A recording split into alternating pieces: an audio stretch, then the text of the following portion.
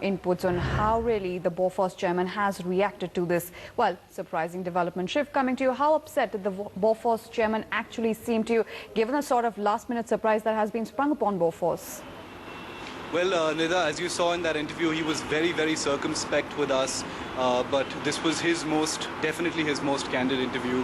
There was a sense of painful disappointment, a sense of absolute disbelief, simply because Bofors, and especially Mr. Kangat, the chairman, who's been personally involved and committed to this deal, were absolutely, completely not prepared for this kind of result. The army had persistently told them, like he said in the interview, that their evaluations had been successful and that Bofors was, by unanimous accounts, the front runner for this deal. It's a large deal. It's India's first artillery deal since the Bofors scam actually broke. So it was symbolically and materially a very important deal, both for Bofors and for the Indian Army. And it just didn't work out, and Bofors wasn't prepared for it at all. So a sense of painful disappointment. And understandably so, Shiv, but also coming back to this whole point about a 4-year evaluation that was put in place, what was the Indian government looking for that it finally did not find? That's the real question, Nida. It's a really good question, because 4 years of evaluations are pretty much unprecedented in artillery trials, not just in India, but the world over. So everybody's right now asking the question, what did they take 4 years to evaluate? It doesn't take 4 rounds of trials to actually evaluate an artillery gun.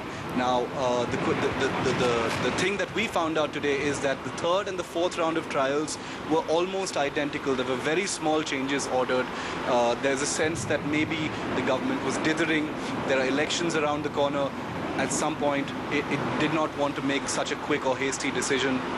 And now that the evaluation will be restarted, we're staring at maybe, possibly 2 or 3 more rounds of trials, which could span the next 4 years. Right, Shiv, any kind of grounds that the Indian government has come out and put forward as to the grounds why they refuse the 4-year evaluation process? Well, that's the really interesting part, Nida. The thing is that the government has not yet given Bofors a direct official explanation of why the evaluation has to be restarted. Bofors has in fact initiated an engagement with the government, asking for some sort of explanation as to why the evaluation has to be restarted, because they've spent a lot of money and a lot of time bringing their guns here, evaluating them for the Indian Army, demonstrating their prowess to the Indian Army. So a re-evaluation of the entire process has come as a big shock to them. Right, Shiv, and at the receiving end, once again, it's the Indian Army then. Absolutely, Nida. Like I said before, the Indian Army it's actually unbelievable. It hasn't inducted fresh artillery systems since the Bofors scam broke. Now, the Indian Army has been incredibly unlucky as far as artillery goes, because after the Bofors scam broke, the next big induction of artillery was supposed to have been South African guns by a company called Denel. There again, there were corruption charges, and the firm Denel now is on the blacklist of the Indian government. And now this, and there have been the crux of the argument is that no explanations have been provided, not just to Bofors, but to the public at large, as to why these evaluations, you must understand, are an expensive affair. So why was so much money spent over a span of 4 to 5 years on evaluating guns and no decision taken? That's the real point. So no explanations yet.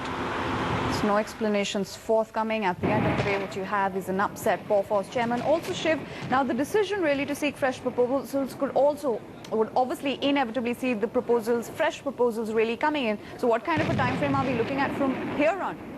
Well, the defense minister said that the fresh proposals would be initiated rather quickly, but I suspect there's a sense of political caution about how they're going to go about it. So when they do issue a fresh proposal, it's probably going to be done in a typically quiet way. But the time frame we're looking at, I would guess, a similar sort of time frame, maybe a little less, since most of the evaluations have already been done. So I would guess at about 2 to 3 years. So Shiv, really, in one way or another, what was really left to be demonstrated to the Indian Army? Any kind of answers from any quarters emerging on that? That's the really amazing part, Nida, because Bofors insists that they demonstrated everything that the Indian Army had set forth in their staff requirements, a document which they set forth when they want to make an acquisition of new equipment. They They carried out their own personal independent evaluations of their performance during these trials. They've shared with us these details, and apparently all of the criteria, all of the parameters demanded by the Indian Army were apparently allegedly met by Bofors. Headlines Today has actually spoken to a whole lot of army officers who were either directly or indirectly involved with the evaluation process itself in Sikkim, in Ladakh, in Rajasthan, and these very army officers have engaged with Bofors on an unofficial level and assured them that they were the front runners in this deal. So if you're asking me what was left out, I don't think anything was. My guess would be there were political considerations. All right, and that is something that even the chairman himself has mentioned, right, Shiv? I mean, when he mentions the word considerations, all of us really know what he's alluding to. I didn't expect him to talk so candidly about that, but you heard him say that merit is the way to go, and he's basically implying that if you simply went by merit, the technological aspects of the Bofors gun, the answer was straightforward and default. The Bofors would be the winner. Now, we can't be sure about that, but from all accounts, everything we've been hearing, we've seen documentary evidence of the trial evaluation, the statistics, the parameters. It does seem like Bofors was poised to bag this deal, and something happened at the last minute. Another interesting thing is the army chief in January said that the trials had been successful and a decision on one of the two, the Israeli or the Swedish gun, would be made very, very shortly. He said on the record, in fact, in front of cameras, that the tests were successful.